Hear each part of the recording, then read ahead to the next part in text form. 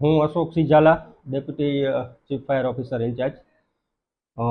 ગણેશ વિસર્જનની વ્યવસ્થામાં રાજકોટ મહાનગરપાલિકા દ્વારા ટોટલ 6 જગ્યાએ વિસર્જનના સ્થળ નક્કી કરેલ છે.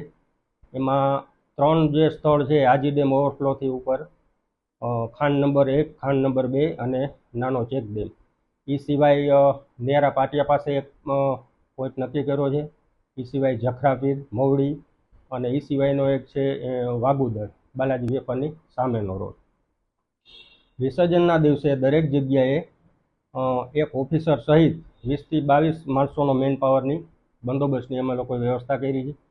એ સિવાય જરૂરિયાત મુજબ દરેક જગ્યાએ એક ક્રેન અથવા તો મોટી જગ્યા હોય તો ત્યાં 2 ક્રેન, એમ ટોટલ 4 થી 5 ક્રેનની પણ વ્યવસ્થા કરેલી છે. દરેક જગ્યાએ 20થી 22 માણસોનું મેન પાવર હોય છે, એટલે 6 જગ્યાએ છે એટલે 120 જેવો મેન પાવર આપણે એ દિવસે બંદોબસ્તમાં ફાળવશું.